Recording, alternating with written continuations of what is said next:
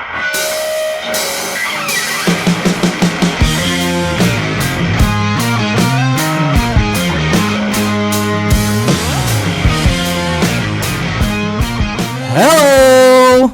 We're back. Boys are back. What's up, fella? We're back. We're back. We're back. We're doing it again. Guess what? What? You have big news. I do have big news, Massive Phil. news. Thank you. To team me up like that, man, I needed The that. biggest of the news. Yes, we have big news. So we got a lot to talk about today. We have some things to talk about up front. So I'm going to make sure that we just get this out very quickly. So the big news Phil is referencing is we have decided, after 3 episodes, we are going to change the name of this podcast. We did that for multiple reasons. Big one being that Final Fantasy Footballers is quite the mouthful, and it wasn't easy to find. We were also getting confused with other content creators. So we went in another direction. We decided as a group that we are now going to be called Fireside FPL. Love it. Fantastic name. The reason we did that name is we kind of came up with this idea at Dave's house around a fire, right, with our wives. That's where the idea came from. And we just felt like it was a good switch. It's cleaner. It really pushes towards FPL, which is really why we're here. So we're very excited that we have a new name. So you can now find us on YouTube at Fireside FPL. You can find us on all your podcast services, Spotify, iTunes, iHeart, at Fireside FPL. And we have a new official email, which is going to be firesidefpl@gmail.com. So anytime you have questions, concerns, you want to talk to us, please reach out to us at firesidefpl@gmail.com. Okay. Good job, Sean. First piece of news. Check. So that wasn't the big news. Well, that was the big news. No, the big news is that El Matador, a.k.a. me, Phil, won this week again and is still in first, We'll get to baby. that. Yeah, we'll get to that. Back off. Be quiet. So the second piece of news. As a group, we have decided, we were trying to feel this podcast thing out to see if we really wanted to, go big with this. And we made a decision. We've had so much fun in the first 3 episodes that we want to keep going with it. So we have invested in audio equipment, right? We all have our own mics now. We have our audio interface. We may be investing in more, but, you may hear that the audio quality has improved just a little bit from the first 3 episodes where we shared a mic in the middle of the table that cut in and out a lot. Hopefully we don't sound like we're filming this in a tin can anymore. But some people have to film in a tin can, and let's not be disrespectful, Dave. Yeah. I have sympathy for them. Thank you. That was rude of you, Dave. So we did that. Obviously, if you listen to this, and we really hope you do, and you still hear things that we need to improve that come to audio, right? If you have feedback, criticism, we're big believers in that. We're big believers in people letting us know what they know, and we'll try and improve on that. So please comment on the videos. Like the video. Reach out to us on our Gmail, and we will go from there. So, done. Good job, Sean. Thank you. That was good. Hey, You're a pro at this. I'm getting better at this every day, I think we're all getting better at this every day. So, let's get started. Phil, we'll get to your point, your big news, whatever. We'll get to that at the end. So, we're going to start off, as per usual, with World Soccer News. World Football News. Topic for the day is the U.S. men's national team U.S. men's national team has a new coach. And for a lot of you out there, you may think, it's not that big of news. Well, we're American fans. Dave and I, big American fans. Phil, a little less, but still. And the World Cup's in America next time. So, True. Mauricio Pochettino is the new coach. He has signed a $6 million deal that puts him way up at the top of the pay scale for international coaches. What do you guys think? I love it. Of all the guys that were, a reasonable, realistic possibility, he probably was the first person I would choose. I mean, he had a lot of success with Tottenham. And most of all, I'm just glad we picked somebody from outside the U.S. soccer system. I didn't want, no knock on any of those coaches, but we needed someone new. We needed fresh ideas. I didn't want somebody from, an old U.S. soccer head or something like that, a former player. I didn't want that. So most of all, that's like the biggest reason I'm happy. I would agree. I think, from the youth systems all the way through college, the U.S. soccer system can't really compete with what goes on in South America and Europe, really the rest of the world. And they need someone to bring in that European or South America, because he's from Argentina, culture, the soccer culture there, and shake things up. And I just think about his time on Tottenham and how he got them to play, the culture he created within the locker room. And unfortunately, they didn't win much, but they were strong. They got to the final of the UCL. Always were strong in the Premier League. I'm excited to see what he can do with an already talented team that just feels like they're missing a little bit. And I'm wondering if he can bring that missing piece to them. Yeah, Phil, I'm fully on board with you on that one. I think, the previous coach, Greg Berhalter, he won the things he was supposed to win, right? He won the Gold Cup. He won the, CONCACAF Championship, Dave? I don't know what the other tournament is the U.S. goes through.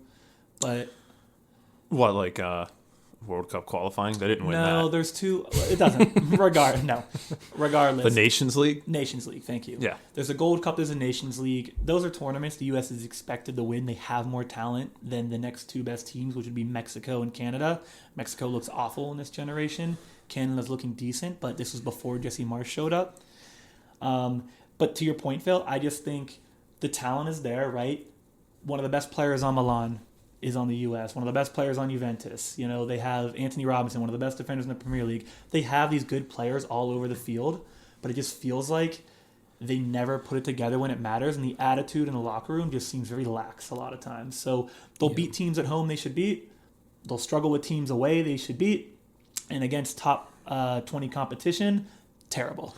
I feel like they kind of plateaued under Berhalter a little bit towards the end. I mean, they definitely got better. I mean, they didn't, advance any farther in the major tournaments. Copa America was obviously kind of a disaster, but it felt like he took them as far as he's going to take them as far as the development of the team goes. So hopefully Pochettino can help them take another step.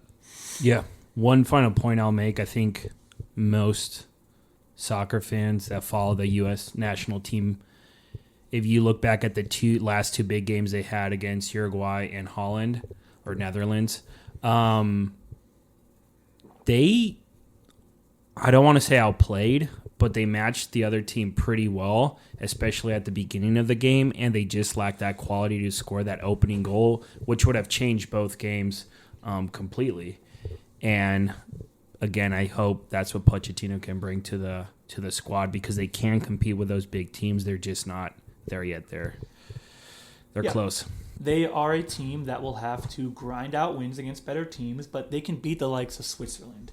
They can compete with the likes of Morocco. Yeah, they're not a Brazil, they're not Argentina, but we used to have a team that wasn't talented and grinded out wins. Now we have a team who's talented but can't grind out a win, because the previous coach thought they were a team that was able to build out of the back. Pass, we're in. That's not our team. Our goalie doesn't know how to pass. Our defenders are not very skilled on the ball outside of our left and right backs. Why you got to talk about Matt Turner like that? Because Matt Turner's terrible with his feet, and we all know it. There's a reason he hasn't played in the Premier League once, and he's on his third team in, 3 years? Point being is Pochettino has a chance to fix the roster, play with the talent he has, right? Up front, he's got Pepe, he's got Balogun, who's the starter. Find a way to work around them, find a way to make it work. Should be interesting. I'm excited to see it. All right. That was the world news. So we are going to hop right into EPL News and Notes, and I'm going to send that one over to you, Philip, or I should say El Matador. EPL News and Notes. That was a terrible accent. I but don't have a I'll Spanish forgive accent, you. El so- Matador. Yeah, I'm Irish and I'm from America, so you get what you get. Continue. So EPL news. Fun, fantastic, and awesome weekend of soccer. Just going to give you a quick recap of all the games here. So we had Chelsea beating West Ham 3-0. Interesting game. Aston Villa beating Wolves 3-1. I think, have Wolves won a game yet this year? I don't think so. They're in every single game but can't manage to win. It's actually ridiculous. I feel bad for them. Fulham beat Newcastle 3-1. Everton and Leicester tied. Liverpool 3-0 against Bournemouth. Southampton won. I can't talk today. Ipswich won. Spurs 3, Brentford 1. Crystal Palace 0, Man United 0. Sorry, Dave. They looked atrocious. Well, Any games you want to touch on there, boys? we should probably start with the Chelsea game. Yeah, I think. it's a good one. Because I feel like they started out the season. We were kind of questioning them. It didn't look great defensively, and now these last couple games, it seems like they've kind of found their rhythm. And this game to me was definitely the best they looked, especially your boy up front, Nico Jackson. Nicky J, baby. Nicky G was good. I mean, I agree that we have criticized them for not looking. I think the right word is probably reliable or cohesive. But Yeah. I mean, I'll be honest. Watching that game, yes, they won and they looked pretty good, but I still don't see that necessarily. Like for me, it's still like, okay, are they going to win or lose this week? It's not like, oh, they're going to go in and win this week. I think West Ham just. I was telling Phil earlier, go look at the statistics, right? West Ham, more shots on net, more passes, more possession. They could have easily been in that game, but Chelsea countered them. And True. West Ham's defense, right? Free kick, no one's paying attention. He's gone. And then they had one where Jackson ran in behind. They just didn't. The defense looked bad. Now, granted to Chelsea, great plays, and at the end of the game, they were pushed up past midfield, so whatever. But I don't know. I mean, I think Chelsea looked good, but it was all counterattacks, really. I mean, I think that's what Chelsea is. They, especially at the end of the game, it could have been 7-0 easy. They missed so many chances. But that's what we said at the beginning of the year. They're not yet a structured team, so I think other teams can create chances on them. But they also have a lot of firepower up top, which, again, why Nicholas Jackson is kind of killing it in fantasy. He is. I mean, they've got like 9 different guys that can play at wing. So, Yeah, I mean, you're bringing in Nkunku and Joao Felix as subs. yeah. That's ridiculous. Well, I think, honestly, like, coaches for Chelsea in recent history have been getting really ripped on for not figuring out how to get a cohesive team going because every summer they go and buy 45 players. And this coach, I feel like, is no exception to that rule. People have been saying since the start of the season, oh, he doesn't look like his team plays well together. Well, in his defense, up to now, he's put in Sancho last game, who found a way to be pretty good. And I think he started again this week. He did. And then he put someone like Fofana in right back, and it worked. So, for all the buying and bad chemistry they have, I will give him credit. He's figuring out a way to at least make it work well enough to win games in a very tough league. Yeah, I mean, it's only been 5 games, so he's definitely still figuring out who his best 11 is, and he's got a zillion options. But they're definitely trending up, at least as far as their attack goes. Yeah, meanwhile, West Ham is 1-1-3, so they are not performing the way people expected. So that's opposite of the coin there. So yeah, I have to feel West Ham their roster is just too good to me for this to continue, so I feel like they're going to turn it around at some point, but it hasn't been great so far. Not great. Phil, so we all know what game we want to talk about. Absolutely. Get us started, man, because I think everyone in the world who watches EPL is talking about the same game. So let's just go with one other Sunday game first. Brighton 2, Nottingham Forest 2. Nottingham Forest is kind of hanging in there. I think they're middle. Well, they haven't lost yet. Yeah, 3 draws. 3 draws, yeah. Yeah. Yeah, they are what? They're 2-3. They're 2-3. They're 2-3. They're 2-3. 5 points, or not 5 points. 8 points. Played 8 points, 10 points. They have 10 points. But yeah, I think they're going to be a hard team to beat. 9 points. They have 9 points. They have 9 points. That's exactly what I said from the start. Yeah. You guys don't listen to me. Our math. And you guys don't listen to me. They're going to be a hard team to beat, it feels like, because you're going to have to grind it out against them. But they could also get tired week 25, and then if injuries hit, they don't have a... It's a long season. bench. They make you work for it, that's for sure. I like that, though. There's a couple teams like that in the Premier League. There's a lot of teams that just make you work for it. They don't give anything easy, but they're not necessarily super talented teams. So, Arsenal City. 2-2. I will say I'm sick of refs and their ego and them. And I'm not even going to say it's in favor of City because I think kind of screwed City over with a few calls in the first half. But their egos are getting so big, and they are just making ridiculous calls, and I'm over it. But City tied Arsenal 2-2. All right. Let's backtrack. No, Let's I'm go. not. Okay, but I'm fired up. We'll get I'm to so the fired ref. up. Let's go to the start of the game. Let's just explain what happened because a lot happened in this game. So we'll get to that part because I think we all want to talk about that. Let's go from the start though. Haaland scored per usual. Do you blame Saliba and Gabriel for his goal, or is that more on? I just think he's too fast when he gets up the top speed. No, man. but someone like him should never have that space. But so I'm blanking on his name. Silvino, no, Savio or Savio. Savino, He whichever came from name Granada. he chooses to go by. Yeah. When he turns in like that, I don't think. First, he can't turn on the left back so easily, and second, I think center mid has to be occupying that space. But anyway, Haaland scores his typical goal. I don't think he did anything else but a few headers and bouncing the ball off of someone's head. I mean, from the start of this game, like to that point. Oh, you're talking about the beginning. Yeah, beginning. well, bouncing the ball off the head is just part of it. But this game, I think it was everything that we all expected it to be for the two best EPL teams in the league. But straight off the rip, I mean, Rodri gets hit, goes down. I don't know if that's... Yeah, I know. There was a little bit of acting That's there, from the school of Pep. But it set a tone, and I don't remember who it was. Someone on Arsenal right after that got hit pretty hard. Haaland smoked hit somebody pretty hard. Saliba. So point being is this game started off hot and heavy, and the ref, we'll get to him. He started the game off by doing pretty well in the fact that he wasn't giving out yellows early.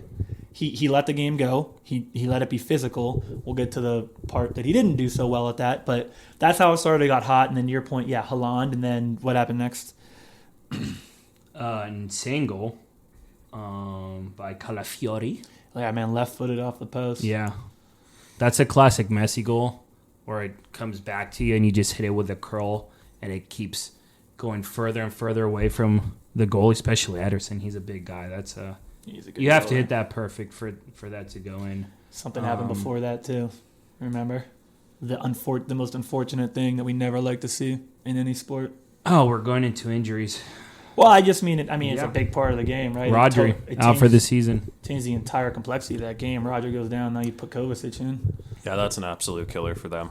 It's him or Haaland. Flip a coin for who their most important player is.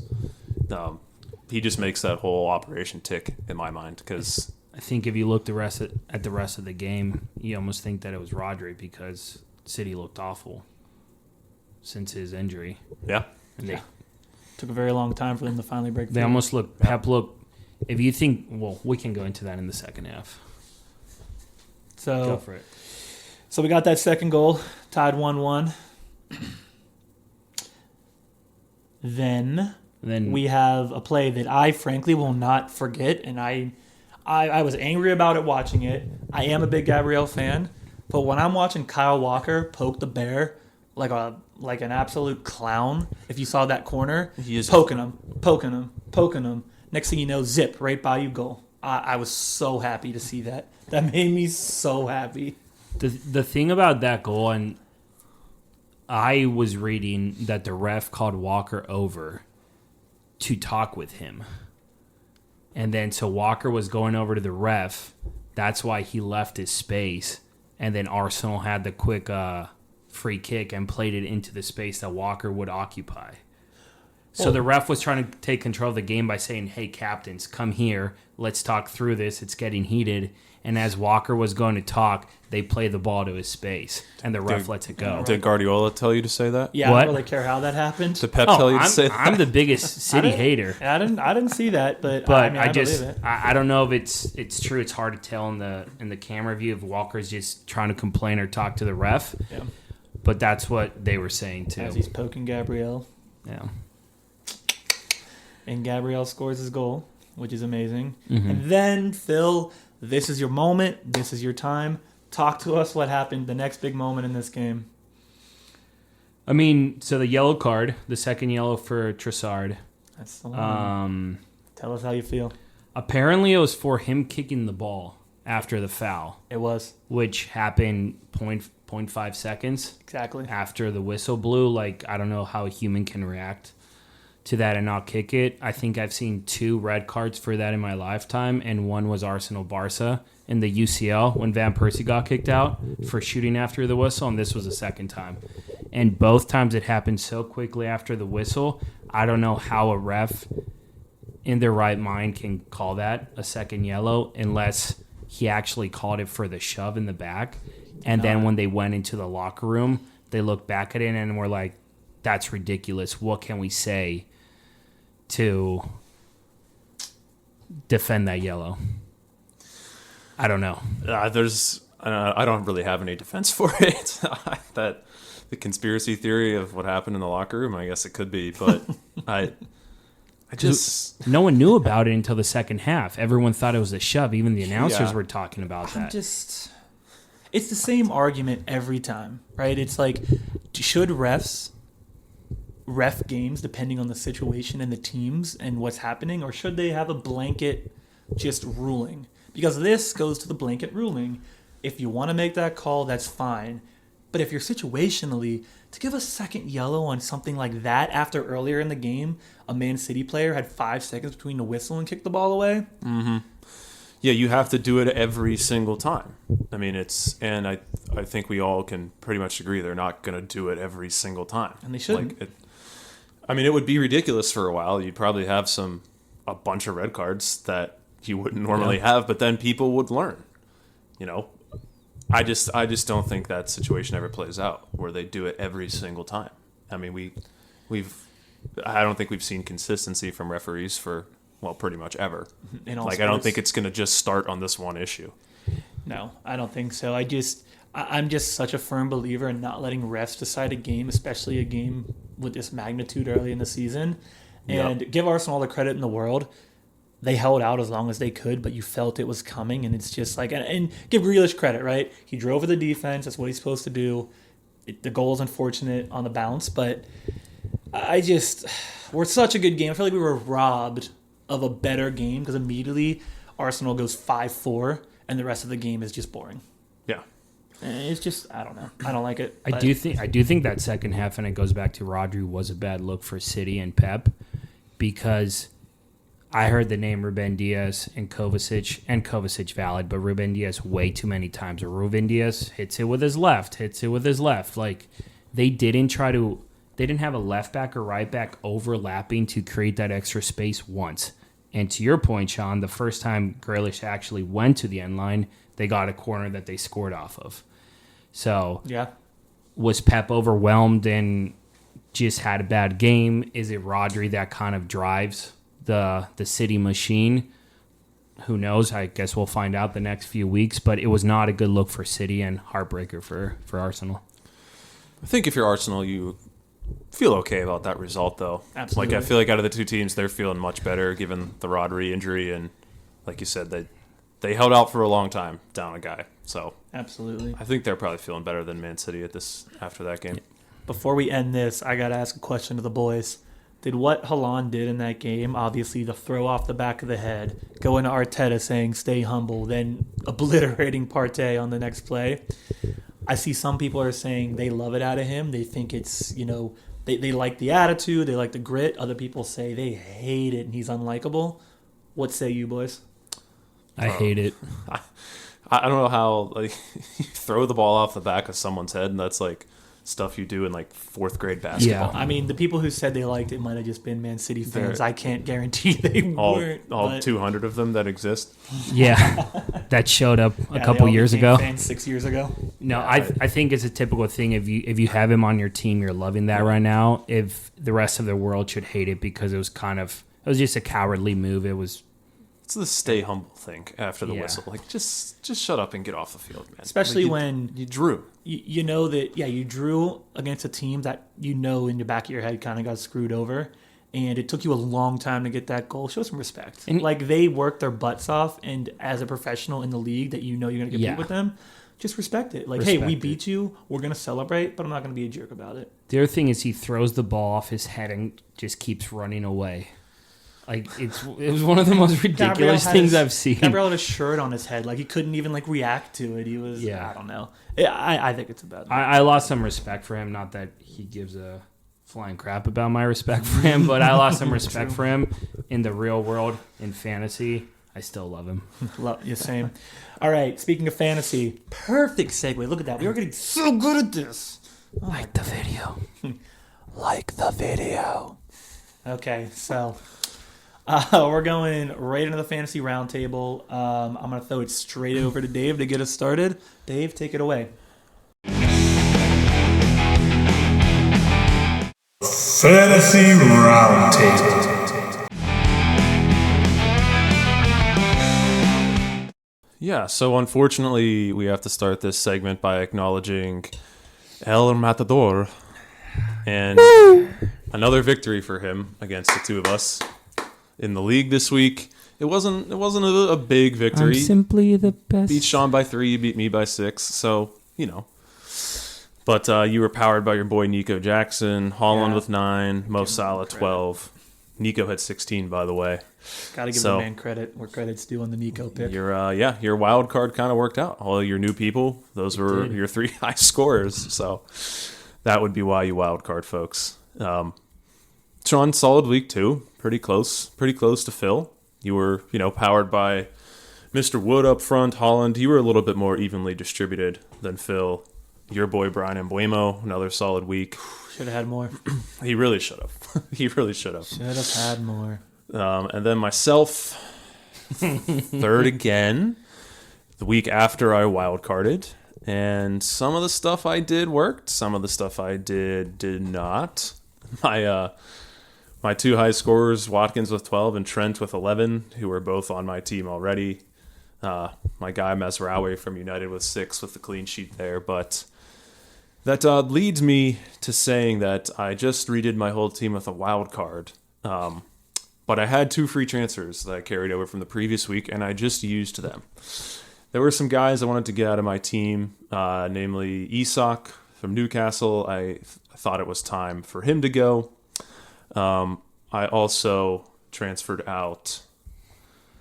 Oh, and now my brain isn't working. Rico Lewis from Man City. And Hey, Dave, can I stop you real quick? Because I got to say something. Fine. Because, we give you a lot of crap. But we said it last week. I want to say it again.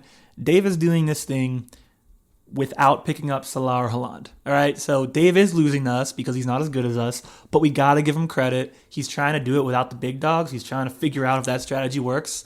So I just want to give you credit, Dave. Credit where credit's due. Credit to Dave. Credit to Dave. It's a little experiment. It's not working so far. It's okay. But I still like my team. And so I got rid of Lewis. I brought in Gabriel from Arsenal. He's the highest scoring defender so far. They've got a great schedule coming up, which I'll get to in just a minute. I also brought in Dominic Calvert-Lewin up front, whose schedule I also like. That does leave me with some leftover budget. I believe I have just under $1 million of leftover dollars. I do have another transfer in the works next week. I'm trying to move off Diogo Jota since he didn't start for Liverpool this past week. Darwin Nunez did and scored a banger of a goal. That was a good goal. So definitely keep my eye on that situation. I'm not sure I would recommend picking up Darwin just yet because his underlying numbers in that game still weren't great despite scoring. But definitely want to monitor that situation because whoever the center forward is for Liverpool is going to be pretty valuable. Liverpool is going to be interesting because obviously Luis Diaz, I don't know if he can keep this up, but he's contributing more than Salah at this point. Can there be a third person on that team? If Salah and Luis Diaz are the 2 it guys for that squad, is anyone else in the top worth picking up, or are they going to be on constant rotation, especially with Chiesa or Chiesa? I don't know how you Italians say it. Chiesa. You were close. Fun fact: Dave has some ancestry in Italy. Dave has a lot of ancestry in Italy. But yeah, he's going to be in the rotation. So yeah, I think we talked about that. I think he's the give Salah a breather guy. Yeah, whoever it is that they seem to figure out is the best fit in that system, and center forward is going to be, I think, is going to be that third guy. I thought it was Yota, but well, that's not really working out so far. So I think that's why Darwin started. So we'll keep an eye on that situation. Yeah, well, Darwin will get about 65 shots and score about 2 of them. So He's like Semenyo. just gets a billion shots and just misses the net on most of them. Do not talk about my boy Semenyo like that. Okay, I love Semenyo. I'm so high on him. there will be no Semenyo slander on this podcast. Never. So I mentioned the schedule for a couple teams, Arsenal and Everton, and that I want to talk about game week 6 because it's a little bit unique. It is a time when a lot of schedules for certain teams are starting to look really, really good.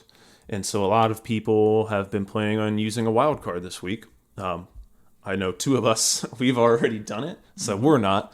But I know there's a lot of people out there who are. So I wanted to give some notes on what's the best way to utilize that wild card, some teams and players to target. And so just starting off, there's 4 teams that I'm looking at. There's a handful of teams with good schedules, but Arsenal, Brentford, Everton, and Man City, to me, are the teams that have the really nice schedules coming up. We talked about Arsenal already.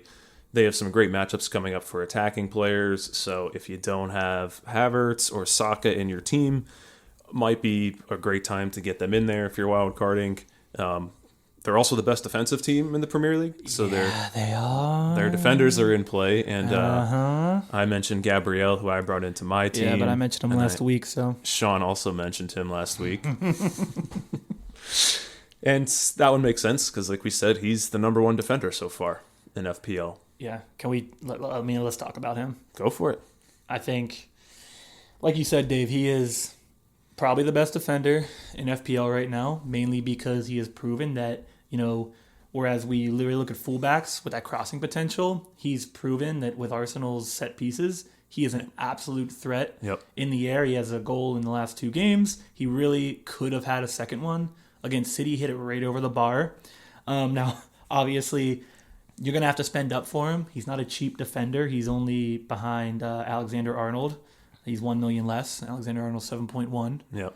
And Gabriel is 6.1, but, he's right there with Benjamin White. I don't know about you guys. I would take Gabriel over Benjamin White, who's about the same price. I don't know what your thoughts are on that. Yeah, I think I would. Yeah. And I think you outlined it pretty well. He's excuse me, really good in the air. They're a great set piece team. They're going to get a lot of clean sheets. So projections are he's projected the most over Alexander-Arnold. He's projected 28.8 over the next 6 game weeks. Alexander-Arnold's 25. So I mean, for me, I if you're willing to spend the money on a good defender, that's the one you want. what if you're willing to spend the money on 2 like me? Because I have both of them. You have both the center I backs have for both Arsenal. Trent Alexander-Arnold and Gabriel. I thought you meant you had Saliba and Gabriel. No. Okay. Yeah, I mean, is that fair. the best way to construct a team? Well, I'm right there with you because I have Robertson, who I know is not as good as Alexander-Arnold, but he is a pricey defender to put next to an already pricey defender. So I hear you on that one. Yeah, I mean, you can only spend... There's only so many slots up front in the midfield, so... but I wanted to mention Brentford next, and this one will be short because it's really just the Brian Mbeumo show. Because their forwards are all hurt. He's a midfield eligible playing forward, which we like. He's Sean's boy, and he should have scored probably at least another goal this past game. Oh my gosh. Phil, I'm going to let you go first because I got some things to say, and I'm not trying to hog it up here. So you got something to say about it? Can I ask a question? Is it Mbeumo? Because you also were saying Mbeumo. I'm not saying Mbeumo. All right, I'm going to say Mbeumo, and we're going to see who's right whenever all the listeners out there tell us who's right. I'm going to say Mbeumo until someone corrects me. me. Mbeumo. Phil, the Premier League does have some hard names out there. Yeah. Anything on Mbeumo? Mbeumo or Mbeumo? I'm going to call him Mbeumo. I just told you that. I mean, no, he's fantastic. He's a little expensive though. You think? I think for what he is. I mean, in the 7s. He's in that middle range where like people want the studs, but then they try to find someone that's like 4 or 5 million. He's like kind of in that middle zone, but he's 7.1 at this point. But he's right? saying he's trying to find someone in between the 10s and the 4s. yeah, If you can fit him in, why not? He's amazing. Yeah, if you can fit him in, to me, he's as close to a must-own for midfielders as you can get. Because, sorry, go ahead. No, go. I was going to say, listen to Brentford's next 7 games. Yep. West Ham, Wolves, Man United, Ipswich, Fulham, Bournemouth, Everton, Leicester. That's actually 8 games. There's not a bad. I mean, I'm not going to call the Man United game a bad matchup. Say neutral, but there's not a bad matchup in there. No, that's all really good. I think Phil needs us to sell him. I think you need to be sold on Mbumo. Do you need to be sold on Mbuemo? So my only thing with Mbumo/Mbuemo is Luis Diaz for 0.8 million more. I don't know.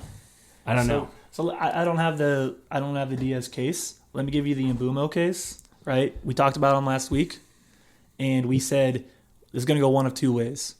He's either going to get double covered. He's going to be the only guy on Brentford. They're not going to figure out how to work the offense with all the players they have hurt. It's going to go bad. Or he's going to become the focal point, and he's going to exceed expectations and become really good.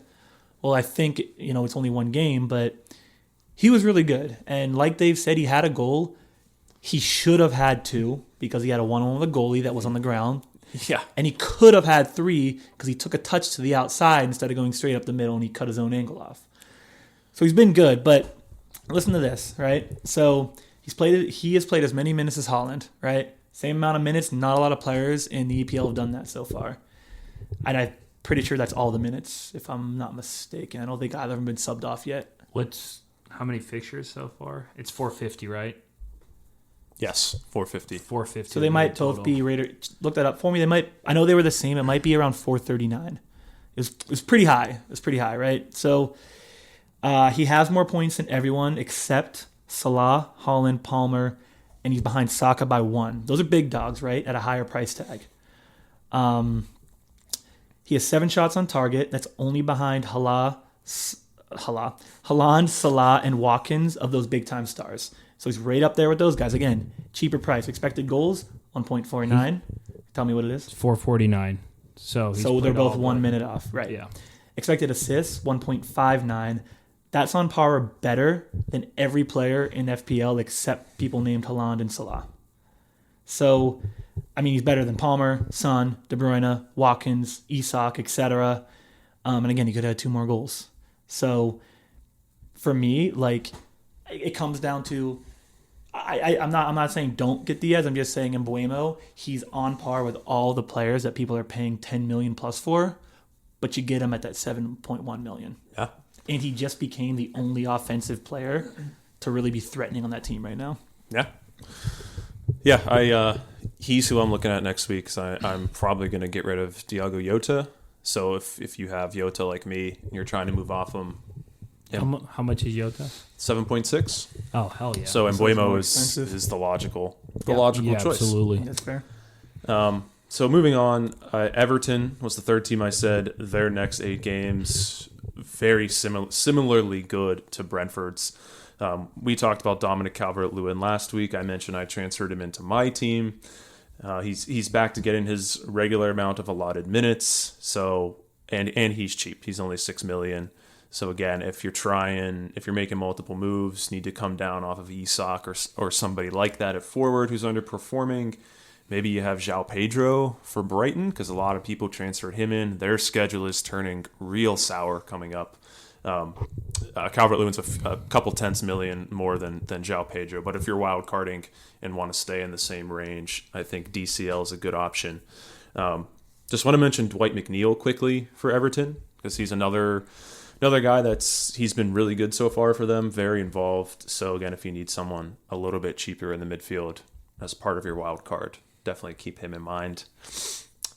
And yeah, I said Man City, but we don't need to talk about Erling Haaland. So if you're not using their studs already and you're trying to get them in, now's a great time, because if you look at their schedule coming up, they're probably going to score a ton of goals. I'm keeping an eye on Phil Foden, because he came back last game and got 20 minutes. We'll see. I know they have a cup game in the middle of the week, so we'll see if he gets some time there, but I'm keeping an eye on him as well. What about Kovacic? Thoughts? He's that replacement for Rodri. I think the issue there is, I mean, Rodri wasn't someone that a ton of people were targeting for fantasy purposes before that. Correct me if I'm Well, wrong. that's what's interesting is Rodri, it might just be a different style of play. He really was useless in FPL. But when you go and look at Kovacic, he has 20 points against his 15 expected, which is pretty good for not being a starter. His projections aren't great going forward, but he now just became the starter and he already had some points. So Yeah. I don't know. I mean, he's 5.5 million. That's not amazing.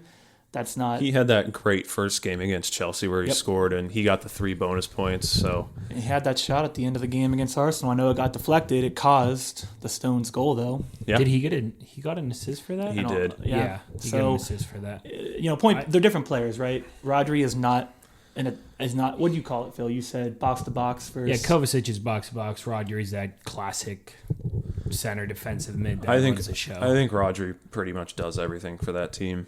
but not for Kovacic FPL. is a little bit different of a player. You're right. Yeah. But he does have it going for him. You get a piece of Man City. He's very cheap. He's $5.5 million. Right? It's not a bad speculative pickup if you're looking for somebody that's probably going to play a lot in the Premier League going forward. So I'm at a wait and see right now. my only counter, Wait and see for sure, my yeah. counter to that is if you're spending 5.5 million on Kovacic, get Semenyo. Yes. Agreed. I think that's why it's a wait and see. Let's give him a game, 2, maybe 3 games. And then, if he is looking threatening, again, he's not as good as Rodri, but we care about FPL here, right? He's a different player than Rodri. He's going to attack. And let's see what happens. But to your point, yeah, right now, you're not going to take Kovacic over Semenyo. That would be crazy. Right. But it's someone to keep an eye on. I mean, if you're really someone who's like, I really want to find someone cheaper, maybe stack him on your bench. I don't know, get him before maybe the price goes up in the next 3 weeks. Yeah. So it's a thought. He's definitely a watch list guy. Yeah. So I wanted to give some other notes just around wildcarding. A lot of this is going to be focused on forwards. We've had some guys really pick it up over the last couple weeks. Some new guys get in on big teams. We mentioned Darwin Nunez, who's more of just a monitor for now. Another center forward that got some time on a big team is Dominic Solanke. Because Spurs need a center forward, and he's pretty much the only one they have right now until Richarlison's not hurt. He did score in that game against Brentford. That was a pretty easy that's one. the kind of game that Spurs, I feel like, is going to succeed in. It wasn't like a structured type of game. It was more of a back and forth type of thing. Yeah. He did have 1.61 expected goals just in that game alone. I don't expect that every week, and I'll come back to him. I want to talk about some other guys. I think he's a decent option, but I think there are some guys that are lower priced that I think might be better for you if you're trying to revamp your forward line. That's what I was going to say. I can I make a comment on the expected goals? Yeah. He has 9 shots and 6 on target, which is pretty good. That's good. That's How pretty many were good. against Brentford? That I don't know, but I'm not trying let you to know. linger on him for too long. I think we're going to talk about the guys who are a better price tag for a similar output. So I think I have some of those too, Dave. So we can keep going on that. Yeah, I love Ollie Watkins, and I want to talk about him. I want to talk about Phil's boy, Nico Jackson, Kai Havertz. So I mentioned Havertz. If you don't have him in your team, this might be a good time to do that because their run of games coming up is very good attacking matchups. But you might be asking yourself, because after Haaland, the next highest price forwards are him and Ollie Watkins, who I believe is 800K more. And so you might be coming down to the decision, do I want Ollie Watkins or do I want Kai Havertz? And so I have both of them, so it's not a decision for me. I know who I want, but I'm But also biased. So let's just talk about it. Havertz does have the highest projected points over the next 4 weeks at 23. Ollie Watkins is very close behind at 20.8. I mentioned Nico Jackson. He's further down at 16.7. Dominic Calvert-Lewin is close to him at 16.3. So is Ollie Watkins worth that extra 800K over Havertz, or what is it, 1.3 over Nico Jackson? Wood's in there. What'd you say? Don't forget about Wood. He is as well. Also a cheap option. He's doing pretty good. I think it depends on the structure of your team. I think if you're wild carding, you obviously have a lot more flexibility. You could conceivably get both of them in there. But I think if you're not wild carding, maybe you used it or you're saving it for later. I think I'm leaning towards Ollie Watkins in that situation. One, I think Havertz hasn't looked as good since Martin Odegaard got hurt. He's boring. Yeah, and I do think so. The expected goals on the season for Ollie Watkins, the only person with more is Haaland. Ollie Watkins is at 4.7. Over the last 3 weeks, he's at 3.8. Havertz is only at 1 over the last 3 games. I think that's some England book cooking. I book think cooking. the Premier League's cooking those books a little bit. You mean on their objective? On their own boy. No, I think Data collecting? no. I think they're somehow changing that formula. They're letting their boy get up above Havertz. Okay. Yeah. So what were you going to say on the Havertz Watkins situation? I mean, if I'm being biased, I like Havertz because he's an ex-Leverkusen player. But to your point, I think Havertz has been. I mean, frankly, I don't have a better word for it. This isn't a very professional word, but he's been boring to me. I haven't noticed him. I know he's been okay, but I really haven't noticed him like break out the way I would like him to. Whereas Ollie Watkins, you can see he can break out at any point. Yeah. He's just got like an extra step in him that you're like, oh, here he goes. Oh, this is the game. Havertz, I don't see it. I just don't see that. Ollie Watkins is also the perfect forward for Aston Villa and the type of soccer Emery plays. Yep. And he. Go ahead. No, you go, Phil. You go. I was just going to say, I think going off of the wild card thing, you really, and this is where I'm going to shout out Nikki J, is you have 3 options. I think if you're smart or you're not brave like Dave, you get Haaland. You get him because you just have to get him if you want to compete. And then you can pick between Jackson and Watkins. And I don't think you can go wrong. I think Watkins is the better player. I think Chelsea might have more of that firepower up there where Jackson's going to get more chances. It's still too early to really tell that, but I think either of those guys as your second forward to accompany Haaland gives you a really, really, really good set of forwards. Yeah, I totally agree with that. And yeah, if you've watched Watkins and Nico Jackson, they both get into good positions pretty regularly. Yeah. So. And Palmer seems to love Jackson. And Jackson, I think he has a couple assists now to Palmer. Yeah, he has 2 assists. So, I don't know. So but both guys are viable. Yeah. So just some thoughts. You can decide if it's worth paying up for Watkins or going with some of those lower options that we mentioned. I went with DCL because, again, I saved, 2.9 million doing that? Or no, 2.3 because I came down off ESOC because I was trying to do some other things. So there's a lot of good options up front. I think we covered a lot of the midfield guys, given some of the schedules for teams that are coming up. I did want to mention one other forward that we talked about last week that just started to Shout out to Dave. Raul Jimenez scored again. Raul! Yeah, that was a good call. That we said if you have Munez, get him out. Dave, you called it. You said Raul came in, he looked good, and I think he started this week, right? And he started scored again. And scored again. To be honest, I mean, he's always been a really good player. He had the concussion issues, I believe is what it was, and his career's been up and down, but his talent level's there, man. He's a talented player, and I think if you got rid of Munez, that was the right move. Now the question is, what are the thoughts on picking Raul up? Well, his schedule, though they play Man City in week 7. Other than that, it's Forest, Villa, Everton, Brentford, Palace, Wolves up until week 12. So that's pretty good. Forest isn't a great matchup because they've been pretty good defensively, but I don't think it's something you fear. And after that, I mean, Villa is I'll call it a neutral matchup, but the rest of it is pretty good. So, yeah, I thought about pivoting down to him. I just liked Calvert-Lewin's schedule a little bit too much. But, yeah, if you need to save money. He's one of those guys that we just said, like Ollie Watkins. He's the type of guy that you're either going to get very little out of or he's going to catch fire, and you're going to see him just shoot up the charts, I think. He's hot, he's cold, he's not in between. Yeah, and the Fulham attack has looked better. Emile Smith-Rowe has started to play pretty well for them. Yeah. So, Just another guy to keep in mind that we shouted out last week, Raul Jimenez. I just wanted to pause and give ourselves a pat on the back. Yeah.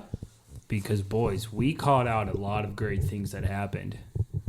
So, Name them. do you want me to name them? I'll name a couple. We'll go through them real quick. Just a quick synopsis so we look good to Nicholas ourselves. Nicholas Jackson. Great call by you. Good call. Great call by El Matador.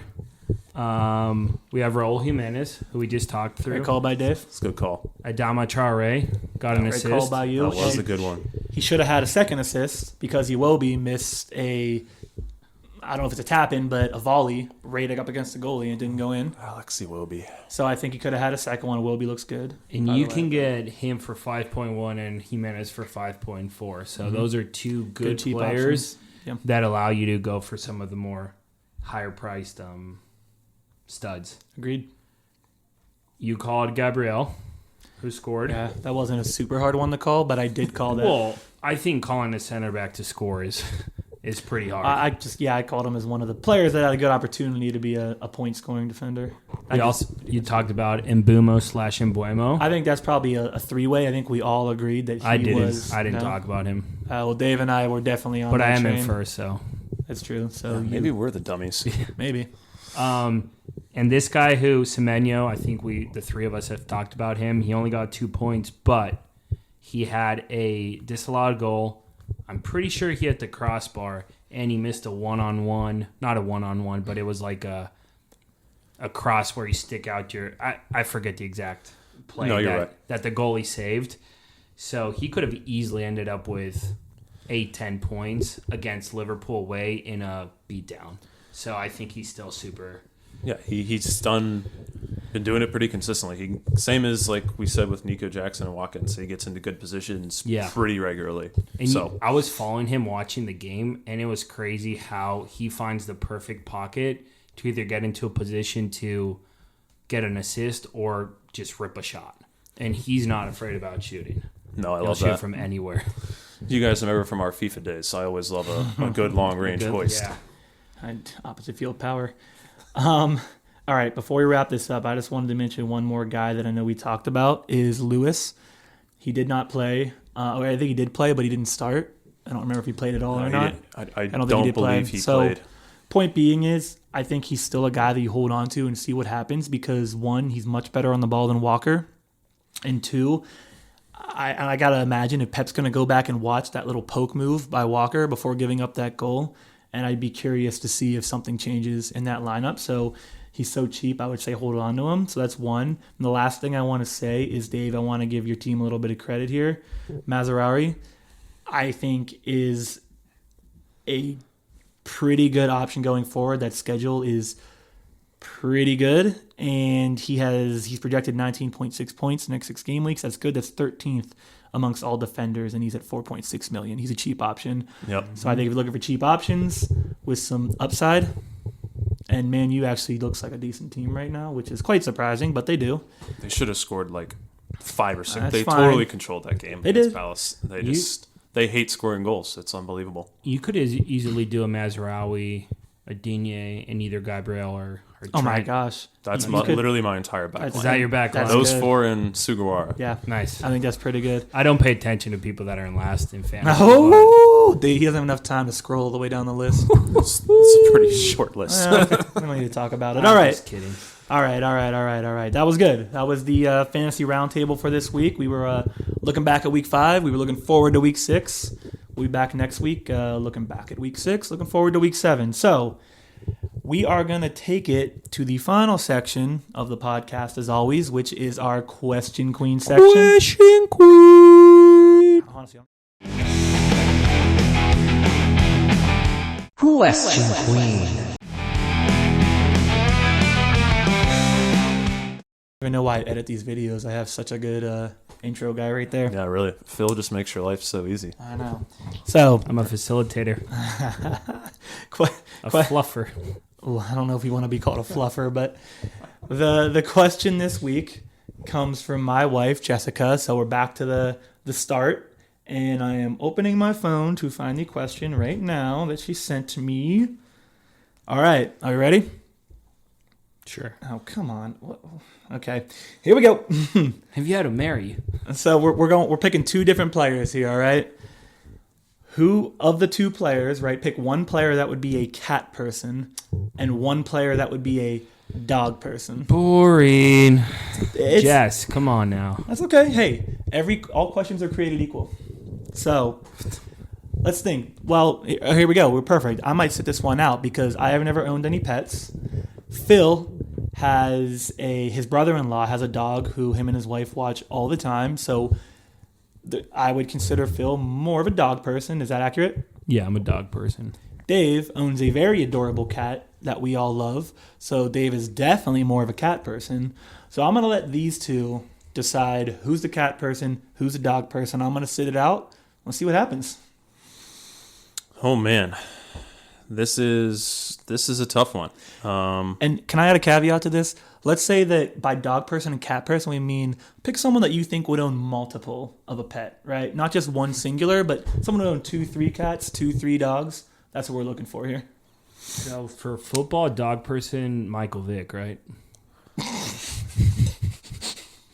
Wrong football. Wrong football, my bad. I think there's more wrong with that answer than the sports. Damn it. Well, alrighty then. Well, I know one. I know. I don't know if this is cheating, but I know Mo Salah has a cat. Oh, Egypt. Didn't Pharaoh's like... Yes, They cats were were very, cats. they were very Cats into were cats. gods. They I mean, treated I cats think as that's gods. perfect then. So I think Mo Salah has to be the cat guy, right? I think I like that. I He think doesn't look like a cat guy, but given everything else, I yeah. think the Egyptian piece of that, knowing that Yeah. they worshipped cats, that's honestly you being a little smarter than I Well give you done. credit for. Listen, I know I can spot a cat person a mile away. Love that for you. All right, Philip, what are you thinking, man? Take your time. No rush. No rush. I mean, the You know dog. what we should have said for cat person? Zuma. Zuma. Kurt Zuma. What a turd. El Zuma, Matador Zuma, really Meow. was prepared for this segment today. Yeah. Dog person. Who would Yeah, be a we're dog? talking Who someone that would you own think is a dog? would be a multiple dog owner. You could see them like maybe own. I mean, if we're talking an English person, we're probably talking what, pugs, right, or bulldogs? What's the English breed? English bulldogs, right? English bulldogs. Do you know who I could see just walk around with? And sorry, any listener who has these dogs, those little yappers that everyone hates, but Chihuahuas? somehow exist. No, those little like Are they like white and fluffy? yeah. Little, Like, yeah. Actually, my next door neighbor has yappy them. dogs, Little little yappy tiny dogs, like the Some bark. kind of terrier. Yeah, Yeah. I could see Rodri having 3 of them. Is that Why, you because he's can't not gonna? just- Is that because he's stuck at home for the next 5 months? Yeah, no, there's So he just needs a something dog? about him and his face and his wife that I think they would Can- just have 3 of them. Can you elaborate on his face and his wife, please? So you look at Rodri and you're like, he has a yapper dog. I stand by that decision. Okay, that's Let's a good. Google Look, you get the vibes you And get when you look at You get to someone. pick whatever. That's- You're the dog person here. We trust your opinion. People are saying here he has a dog face. Maybe that's why. So you're thinking he looks Alright. like a dog, so he would own dogs. All right, this isn't fair to the man. He just had a serious injury, and we're just kicking him about his potential to have yappy dogs. Listen, we don't know that the man doesn't have 5 of them in his house right now. We don't know that. I do hate my guess there, but I'm sticking with it because Listen, Everyone's I'll give you one chance to change it if you want to totally redeem yourself. I'm sticking do. with Rodri. I think he would have 3 yapper All right, dogs. man, stick with he's Rodri. tall. He's tall. He's big. He's not like I feel like the shorter, skinnier guys have these like Rottweilers and Yeah. these like dogs that make see, them feel bigger. I was about to go the opposite way with that because I think the Arsenal center backs, William Saliba and Gabriel Magalhaes, are kind of these just big, muscular, tough guys. I can just see him walking around with like 4 or 5 like pit bulls or Rottweilers Yeah. on a leash through He town. win. I'll give him the Listen, win. there's no win. We're living in a fantasy No, world no. similar to Dave's chances at There's- winning this league. So we're just doing whatever we want. I did make transfers forgetting you lost points, so I just lost like 16 points. It happens. I effed up. All right. Um, Let's go. We are getting crazy off topic. What's our final answer? We know Dave. Dave I says think that's a cat Saliba. person. All right. Saliba Rottweiler. All right. So we got cat Yeah. person Salah. Rottweiler person, hashtag dog person, Saliba. 100%. Final answers? That's good, Dave. Yeah, I think those are winners. Amazing. And just like that, we did it again. Just like that. 4 episodes. Whoa. Keep going. Whoa. Okay, that's enough. 4 episodes in the books. That's just 4 like that. episodes in the books. We will be here next week doing the same thing. We'll be, like I said, we'll be talking game week 6, looking back, and we'll be looking forward to game week 7. As always, please, like the videos, subscribe at our channel, Fireside FPL, the new name, and reach out to us at our official email, firesidefpl@gmail.com. Let us know comments, concerns, just want to talk to us, ask some questions, whatever you want to do. And you can listen to us anywhere you listen to podcasts, so Spotify, iHeartRadio, iTunes, etc. And with that, I think we're out of here. Hey, Sean, real quick. What days do we normally upload? We normally upload Wednesdays and Thursdays. So one of those 2 days is when you're going to find our videos up. We're still working out a schedule as we get better at this. So look out for those videos. Look out for those podcasts. Wednesdays, Thursdays. And yeah. Love it. All right. So with that, see ya. See ya. Bye.